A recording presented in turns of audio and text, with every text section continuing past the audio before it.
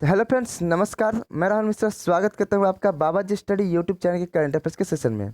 तो फ्रेंड्स, आज है 16 जुलाई और 16 जुलाई के इंपॉर्टेंट करंट अफेयर्स के क्वेश्चन को मैं इस वीडियो में डिस्कस करूंगा, जो कि आपके आने वाले किसी भी वनडे कॉम्पिटेटिव एग्जाम के लिए मोस्ट हेल्पफुल रहने वाले हैं। और हाँ फ्रेंड्स, यदि आप इस करंट अफेयर्स की पीडीएफ फाइल प्राप्त करना चाहते हैं तो बाबा जी स्टडी टेलीग्राम चैनल को ज्वाइन कर सकते हैं, जिसका लिंक आपको डिस्क्रिप्शन बॉक्स में दे रखा है। इसके अलावा फ्रेंड्स, हमारे इस बाबा जी स्टडी यूट्यूब चैनल पे रोज रात में 8 बजे मैथमेटिक्स की क्लासेस भी चलाई जाती है और रोज शाम को 4 बजे जीएस की क्लासेस भी चलाई जाती है, जो कि आपके आने वाले किसी भी वनडे कॉम्पिटेटिव एग्जाम के लिए मोस्ट हेल्पफुल है और जीरो से हीरो प्रिपरेशन के लिए यह बैच बहुत ही इंपॉर्टेंट है। तो फ्रेंड्स, इन सेशन को भी जरूर ज्वाइन करें। तो चलिए फ्रेंड्स, स्टार्ट करते हैं आज के टॉप 10 करंट अफेयर्स क्वेश्चन को। तो हमारा आज का पहला प्रश्न है कि किसने देश के ओलंपिक दल का चीयर फॉर इंडिया गीत लॉन्च किया। चीयर फॉर इंडिया गीत किसने लॉन्च किया? तो चीयर फॉर इंडिया गीत जो लॉन्च किए हैं हमारे प्रेजेंट टाइम के खेल मंत्री अनुराग ठाकुर ने लॉन्च किया है। अनुराग ठाकुर ने देश के ओलंपिक दल का चीयर फॉर इंडिया गीत लॉन्च किया है और इस गीत का शीर्षक है हिंदुस्तानी वे। हिंदुस्तानी वे, और इसको गाया है अनन्या बिरला ने और रचित किया गया है ए आर रहमान द्वारा। ग्रैमी पुरस्कार विजेता संगीतकार ए आर रहमान और युवा गायिका अनन्या बिरला ने आधिकारिक गीत पेश करने के लिए सहयोग किया, जिसका नाम है हिंदुस्तानी बे। और इसे लॉन्च किया किसने? प्रेजेंट टाइम के हमारे खेल मिनिस्टर अनुराग ठाकुर ने।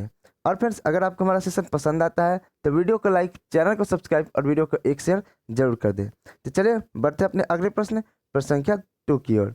प्रश्न संख्या 2 है कि रेलवे ट्रैक के ऊपर भारत का पहला 5 सितारा होटल कहाँ बनाया गया। यहाँ पे क्वेश्चन में थोड़ी सी मिस्टेक है। तो रेलवे ट्रैक के ऊपर भारत का पहला 5 सितारा होटल के उद्घाटन 16 जुलाई को प्रधानमंत्री नरेंद्र मोदी गुजरात के गांधीनगर में करेंगे। यानी कि आज ही के दिन प्रधानमंत्री नरेंद्र मोदी आपके कॉन्फ्रेंस के जरिए, मतलब वीडियो कॉन्फ्रेंस के जरिए इसका उद्घाटन करेंगे 5 सितारा होटल का, जो कि रेलवे ट्रैक के ऊपर बनाया गया है। जनवरी 2017 में गांधीनगर रेलवे स्टेशन के पुनर्निर्माण और 5 सितारा होटल के निर्माण पर यह परियोजना भारतीय रेलवे स्टेशन पुनर्विकास निगम द्वारा शुरू की गई थी, जिसका उद्घाटन आज ही के दिन प्रधानमंत्री नरेंद्र मोदी करेंगे। आगे बढ़ते हैं अपने अगले प्रश्न संख्या 3 में कि जुलाई 2021 में राज्यसभा में सदन के लीडर के रूप में किसे नियुक्त किया गया। तो पीयूष गोयल को, केंद्रीय मंत्री पीयूष गोयल को 14 जुलाई 2021 को राज्यसभा में सदन के लीडर के रूप में नियुक्त किया गया। गोयल ने थावर चंद गहलोत की जगह ली, जो हाल ही में मंत्रिमंडल फेरबदल के बाद कर्नाटक के राज्यपाल के रूप में चले गए। नियुक्ति इसलिए भी महत्वपूर्ण है क्योंकि संसद का मानसून सत्र 19 जुलाई 2021 से शुरू वाला है और इसका समापन कब होगा? 13 अगस्त 2021 को होगा। तो संसद का मानसून सत्र कब से कब तक चलेगा? तो 19 जुलाई से लेकर आपका 13 अगस्त तक संसद का मानसून सत्र चलेगा। और संसद के लीडर के रूप में किसे नियुक्त किया गया है? तो संसद के लीडर के रूप में पीयूष गोयल को नियुक्त किया गया है। तब यहाँ पर राज्यसभा की बात आ गई है, तो राज्यसभा से रिलेटेड मैं आपको कुछ इंपॉर्टेंट फैक्ट बता देता हूँ कि राज्यसभा में सदस्यों की अधिकतम संख्या कितनी हो सकती है। तो राज्यसभा में सदस्यों की अधिकतम संख्या 250 हो सकती है। राज्यसभा में सदस्यों की संख्या कितनी है प्रेजेंट टाइम में? तो 245 है प्रेजेंट टाइम में। राज्यसभा के सदस्य का निर्वाचन किस पद्धति द्वारा होता है? तो अप्रत्यक्ष चुनाव पद्धति द्वारा होता है। राज्यसभा के सभापति कौन होते हैं? तो उपराष्ट्रपति राज्यसभा के सभापति होते हैं। राज्यसभा के उपसभापति कौन होते हैं? तो राज्यसभा के सदस्यों में से ही कोई एक राज्यसभा का उपसभापति होता है। राज्यसभा की सीटों का आवंटन किस आधार पर किया जाता है? तो राज्य में जनसंख्या के आधार पर राज्यसभा के सीटों का आवंटन किया जाता है। तो फ्रेंड्स, हमें इस पर से इतनी जानकारी मिलती है। बढ़ते हैं अपने अगले प्रश्न संख्या 4 की ओर। प्रश्न संख्या 4 है कि विश्व युवा कौशल दिवस 2021 की विषय वस्तु क्या है, यानी कि थीम क्या है। तो फ्रेंड, सबसे पहले विश्व युवा कौशल दिवस मनाया कब गया? तो विश्व युवा कौशल दिवस आपका मनाया गया 15 जुलाई को। 15 जुलाई को विश्व युवा कौशल दिवस मनाया गया और इसकी जो प्रेजेंट टाइम की थीम है reimagine youth skills post pandemic. Reimagine youth skill post pandemic इस साल की प्रेजेंट टाइम की थीम है विश्व युवा दिवस की। और फ्रेंड्स, आपको बताना है कि जीएसटी डे, डॉक्टर्स दिवस किस दिन मनाया गया। इसे कमेंट बॉक्स में अभी वीडियो को पॉज करिए और कमेंट करिए। यदि आप रेगुलर वीडियो देखते हैं तो आपको पता होना चाहिए कि जीएसटी डे और डॉक्टर्स डे किस दिन मनाया गया।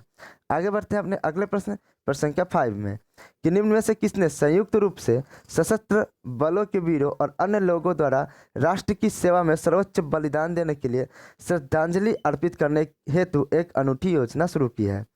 तो वीरता पुरस्कार पोर्टल और राष्ट्रीय कैडेट कोर ने संयुक्त रूप से सशस्त्र बलों के वीरों और अन्य लोगों द्वारा राष्ट्र की सेवा में सर्वोच्च बलिदान देने के लिए श्रद्धांजलि अर्पित करने हेतु एक अनूठी योजना शुरू की है। इस पहल के तहत वीरों की प्रतिमाओं की सफाई और रखरखाव के लिए उन्हें गोद लिया जाएगा और कैडेट लोग अपने योगदान के बारे में जागरूकता फैलाएंगे। पोर्टल www.gallantryaward.gov.in इस कार्यक्रम में शारीरिक रूप से उपस्थित नहीं होने वाले लोगों को भी वस्तुतः रूप में अपनी श्रद्धांजलि अर्पित करने में सक्षम बनाएगा। यह आयोजना देश के बहादुर लोगों के कामों के बारे में लोगों में जागरूकता पैदा करने में मदद करेगा। तो इसे किसने विकसित किया है? तो वीरता पुरस्कार पोर्टल और राष्ट्रीय कैडेट कोर ने इसको विकसित किया है। बढ़ते हैं अपने अगले प्रश्न संख्या 6 में। प्रश्न संख्या 6 है कि देश का सबसे बड़ा ईवी चार्जिंग स्टेशन कहाँ पर खोला गया? तो देश का सबसे बड़ा ईवी चार्जिंग स्टेशन आपके महाराष्ट्र में खोला गया। तब यह महाराष्ट्र में खोला गया, तो महाराष्ट्र के बारे में जान लेते हैं। महाराष्ट्र की कैपिटल कहाँ है? तो मुंबई महाराष्ट्र की कैपिटल है। महाराष्ट्र के प्रेजेंट टाइम के सीएम कौन है? तो उद्धव ठाकरे महाराष्ट्र के प्रेजेंट टाइम के सीएम है। और महाराष्ट्र के प्रेजेंट टाइम के गवर्नर कौन है? तो भगत सिंह कोश्यारी महाराष्ट्र के प्रेजेंट टाइम के गवर्नर है। और देश का सबसे बड़ा ईवी चार्जिंग स्टेशन महाराष्ट्र में भी स्थापित किया गया। ईवी चार्जिंग स्टेशन मतलब इलेक्ट्रिक वाहन को चार्ज करने का स्टेशन। जिस तरह से आप पेट्रोल लेने के लिए कहीं कहीं रुकते हैं ना, उसी तरह से इलेक्ट्रिक वाहन जो होती है उसको चार्ज करने के लिए रुकना पड़ता है। इसलिए देश का सबसे बड़ा इलेक्ट्रिक वाहन चार्जिंग स्टेशन जो खोला गया वह महाराष्ट्र में खोला गया। 7 नंबर प्रश्न है कि हाल ही में मवेशियों की रक्षा के लिए कानून का प्रस्ताव करने वाला पहला उत्तर पूर्वी राज्य कौन बन गया है? तो असम उत्तर पूर्वी राज्य पहला उत्तर पूर्वी राज्य बन गया है जो कि मवेशियों की रक्षा के लिए कानून का प्रस्ताव करने वाला है। असम के मुख्यमंत्री हिमंत बिश्व शर्मा ने असम मवेशी के संरक्षण विधेयक 2021 के माध्यम से राज्य में मवेशियों की रक्षा के लिए प्रस्तावित कानून पेश किया। इसके अलावा उत्तर प्रदेश, मध्य प्रदेश और कर्नाटक जैसे अन्य राज्यों में भी इसी तरह के कानून हैं। यह बिल मवेशियों के वध, खपत को नियंत्रित करने और उनके अवैध परिवहन को रोककर उनकी रक्षा करने का प्रयास करता है। तब असम के सीएम ने किया है, तो असम के बारे में जान लेते हैं। असम के कैपिटल कहाँ है? तो दिसपुर असम की कैपिटल है। असम के प्रेजेंट टाइम के सीएम कौन है? तो हेमंत बिश्व शर्मा असम के प्रेजेंट टाइम के सीएम है। और असम के प्रेजेंट टाइम के राज्यपाल कौन है? तो प्रोफेसर जगदीश मुखी असम के प्रेजेंट टाइम के राज्यपाल है, जो कि आपके चेंज हो चुके हैं। और नए राज्यपाल कौन बनाए गए हैं इसे आपको कमेंट बॉक्स में कमेंट करना है। मैंने गलत इसलिए बोला कि आप वीडियो रोज दिन देखते हो तो आपको ये सब पता होनी चाहिए। आगे बढ़ते हैं। भारत अपना स्वदेशी डिजिटल ऐप भीम यूपीआई को पहली बार किस देश में खोला है? तो भारत अपना स्वदेशी डिजिटल ऐप भीम यूपीआई को पहली बार भूटान में खोला है। और फिर मैंने आपको यूपीआई का फुल फॉर्म भी बताया है, तो इसको भी कमेंट करिए, क्योंकि फ्रेंड्स आज मैंने आपको कमेंट करने के लिए 3 टास्क दिए। सबसे पहला आपका डॉक्टर्स दिवस और जीएसटी दिवस कब मनाया गया, दूसरा आपका असम के नए राज्यपाल कौन नियुक्त किए गए हैं, और तीसरा यूपीआई का फुल फॉर्म। इन तीनों टास्क को आपको कमेंट करके कमेंट में जवाब देना है, तभी पता चलेगा मुझे कि आप सही मायने में स्टडी कर रहे हो। अगला प्रश्न है कि केंद्रीय मंत्रिमंडल ने संविधान के किस अनुच्छेद में तहत गठित आयोग के कार्यकाल में 6 महीने के लिए विस्तार को मंजूरी दी है?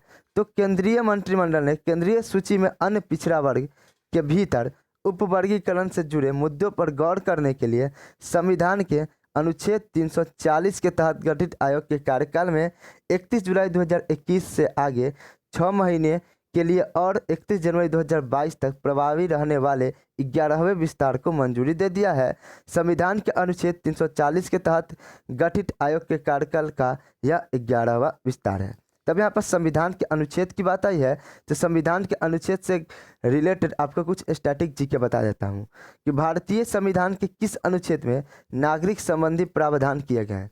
तो भारतीय संविधान के भाग 2 के अनुच्छेद 5 से 11 में नागरिक संबंधी प्रावधान किए गए हैं। फिर किस अनुच्छेद के तहत राज्यों के राज्यपाल की नियुक्ति राष्ट्रपति द्वारा की जाती है? तो अनुच्छेद 155 के तहत राज्यों के राज्यपाल की नियुक्ति राष्ट्रपति द्वारा की जाती है। आगे बढ़ते हैं। हमारा आज का जो आखिरी प्रश्न है, प्रश्न संख्या 10 है। प्रश्न संख्या हमारा 10 है कि तेलंगाना मंत्रिमंडल ने स्थानीय निर्वाचन क्षेत्रों के आवासीय विद्यालयों में स्थानीय छात्रों को कितने प्रतिशत आरक्षण प्रदान करने का निर्णय किया है। तो मंत्रिमंडल ने स्थानीय निर्वाचन क्षेत्रों में आवासीय विद्यालयों के स्थानीय छात्रों के लिए 55% आरक्षण प्रदान करने का निर्णय लिया है। तब यह तेलंगाना मंत्रिमंडल ने लिया है, तो तेलंगाना के बारे में जान लेते हैं। तेलंगाना की कैपिटल कहाँ है? तो तेलंगाना की कैपिटल हैदराबाद है। तेलंगाना के प्रेजेंट टाइम के सीएम कौन है? तो के चंद्रशेखर राव तेलंगाना के प्रेजेंट टाइम के सीएम है। और तेलंगाना के प्रेजेंट टाइम के गवर्नर कौन है? तो डॉक्टर तमिलसाई सुंदरराजन तेलंगाना के प्रेजेंट टाइम के गवर्नर है। तो फ्रेंड्स, ये थे आज के टॉप 10 करंट अफेयर्स क्वेश्चन। उम्मीद करता हूँ कि आपको हमारा सेशन पसंद आया होगा। तो वीडियो को लाइक, चैनल को सब्सक्राइब और वीडियो को एक शेयर जरूर करें। तो मिलते हैं अपने नेक्स्ट सेशन में, तब तक के लिए जय हिंद, जय भारत, वंदे मातरम।